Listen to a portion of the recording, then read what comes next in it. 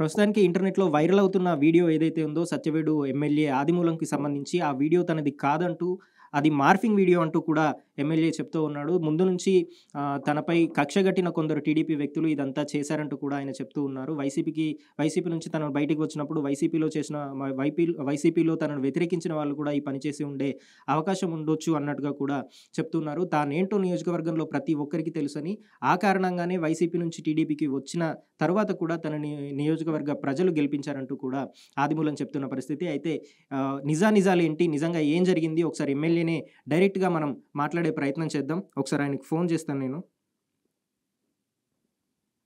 The number you have dialed is currently busy. Please try later. మీరు dial చేస్తున్న number ప్రస్తుతం బిజీగా ఉంది. దయచేసి కొంత సమయం తరువాత మళ్ళీ ప్రయత్నించండి. आपके द्वारा యెస్, ఆయన ఫోన్ కట్ చేస్తున్నారు. ఒకసారి మళ్ళీ మాట్లాడే ప్రయత్నం చేద్దాం. The number you have dialed is currently busy. Please try later.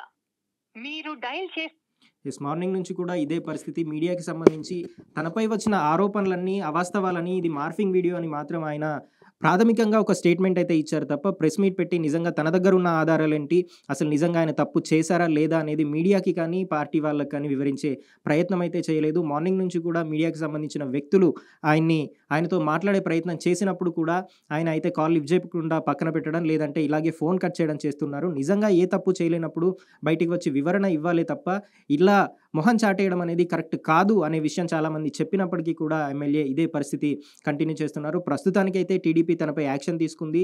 Party సభ్యత్వాన్ని మాత్రం ప్రస్తుతానికి రద్దు చేసింది. అయితే బాధితురాలు ఎవరైతే ఉన్నారో ఆవిడ తీసుకునే ముందుగా తరువాత ఆవిడ ఇచ్చే ఫిర్యాదులు, పోలీసులకు ఫిర్యాదు ఇచ్చి ఇట్లాంటివి చేసేదేమైనా ఉందా అనేది చూసి ఫర్దర్‌గా లీగల్‌గా ఈ ఎమ్మెల్యేపై ఎట్లాంటి యాక్షన్ తీసుకుంటారు అనేది చూడాల్సి ఉంది.